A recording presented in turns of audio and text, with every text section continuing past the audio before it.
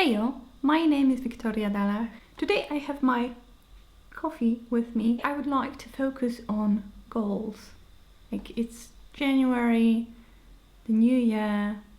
If you work for tech, it's the time of the year where we have performance reviews and your manager will likely ask you a question like, what will be your objectives for the next 6 months? I think when it comes to goal settings, I've made a lot of mistakes.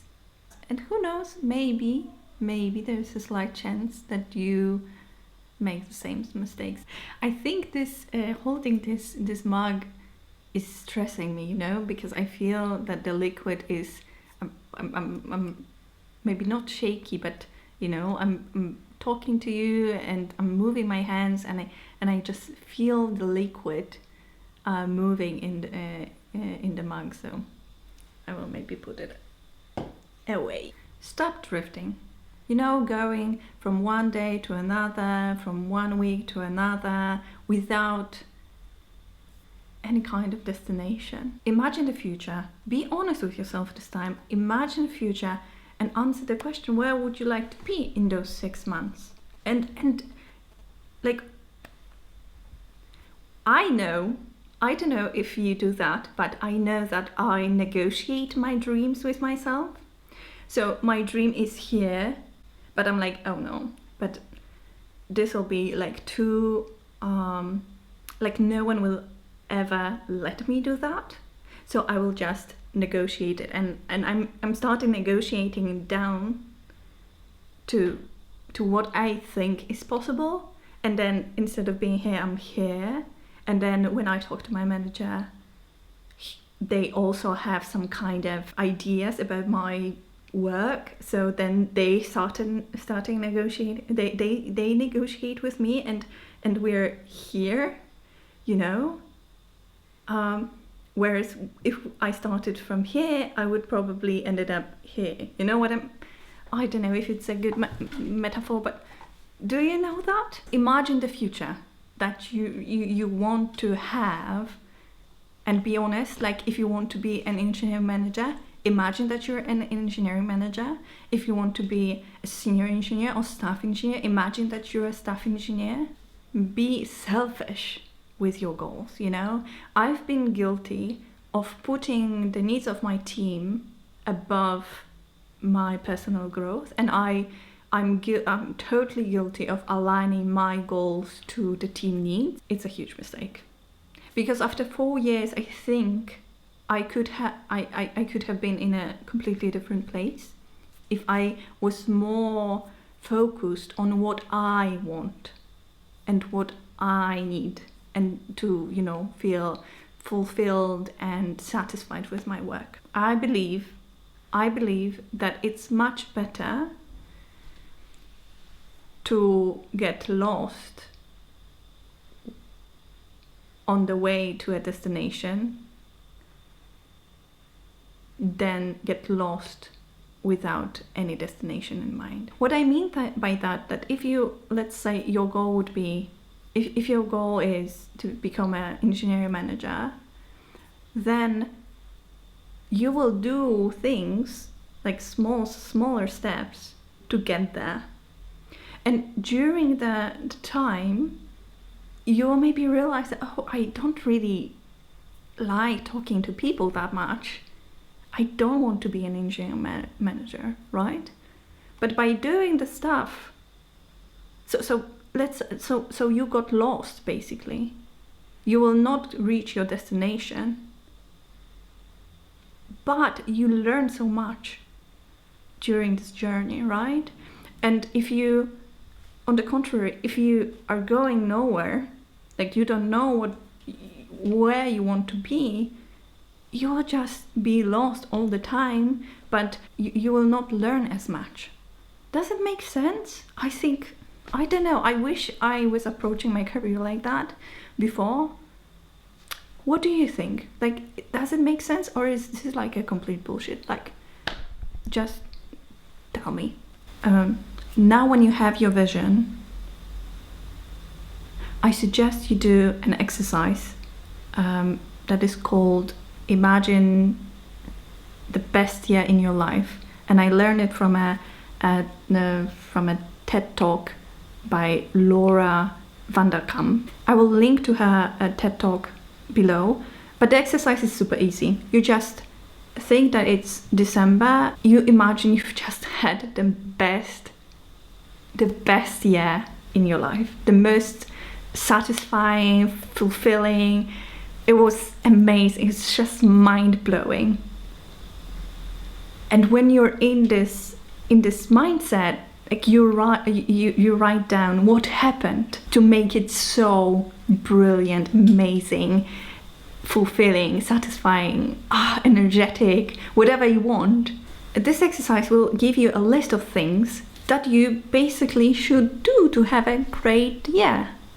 And it sounds maybe sketchy, or I don't know how much you trust this kind of exercises, but I did it last year when I was going through a burnout, and it really helped me. It really helped me to realize what I am passionate about, what I would like to do. Unfortunately, later I forgot about it and I got involved in a project that was a not good match, but it's on me. And I wish I had remembered and used and went back to the list of the things, but it's a different story. Let me know, like maybe one day we will have this wonderful moment when we share our biggest failures, and this will be one of the top. Okay, so when you have a vision for yourself and a list of things that you would like to do, go talk to your manager. And by go talk to manager, I mean represent yourself. Be your best advocate, because this should not be only like you telling your story and the manager be like, yeah, okay, good. This conversation should end up with your manager confirming that this set of goals that you agree on will get you to this place. Because what you don't want to do is you don't want to commit to some goals that will be basically useless, because they will not get you promotion, they will not get you a new role. You don't want that. It would be such a waste of time and such a demotivating event. Like, think about it. Like, after 6 months, you have like, yeah, you reach all of your goals, but well, those projects didn't get any appreciation in this company. They don't have enough impact. So sorry, you don't get a promotion. Sorry, you don't get whatever you want. Sorry, next time. This is such a terrible thing to experience. And trust me, you don't want to be in this place, because it's a terrible place. When you are talking to your manager, please represent yourself like the best advocate, and press them, if you have to, press them to give you the confirmation that this, if you do 80% of that, you will get promoted. So important, because otherwise it will be wishy-washy, like a terrible place to be, really. And you don't want that, and I don't want that for myself and for you, for my friends. Never. Very passionate about it, because I had not a great performance review lately, but we can talk about it some other time. If you're interested, let me know. I cannot stress enough how important it is. Be aware that if you're a woman or a person of minority, you can get caught up in work that will make your team work better, feel better, communicate better, but will not be appreciated. Like, this is the problem with so-called glue work. And the rule of thumb in tech is you will not get anywhere with glue work. I'm sorry to say that. I'm sorry to say that. I know there are some examples on Twitter that, oh, my glow work was appreciated, but it's just ain't gonna happen in a regular company. You need to be smart where do you put your coins, where do you put your time, where do you put your energy, when do you put your creativity, brilliance, ideas. Honestly, be very careful with the resources you have. You can spend a lot of time on work that won't be appreciated, and you will feel very bad about it. And we don't want that. I want to see brilliant women, brilliant people of minorities thriving in tech, getting promoted, getting the roles they want. So in order to do that, have like this very tough conversation with your manager. Maybe your manager is great, and then they will align the list of things with you, or list of the goals with you. Or if they're excellent, they will reduce the list. But be ready for fight. I've been watching Witcher lately, and I've been listening a lot to Lord of the Rings soundtrack, and maybe this is why I'm so like ready to war. Please remember, there is no shame in wanting to be a senior software engineer, staff engineer, engineering manager, tech leader, team lead, whatever. There's no shame in that. Dream big, if you will.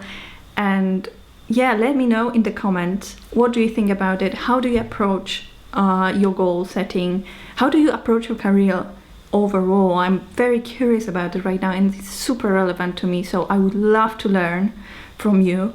And yeah, let's have a conversation down below in the comments. Thank you for being here. I think this video will be terribly long. See you next time. This time I would like to be smarter about it.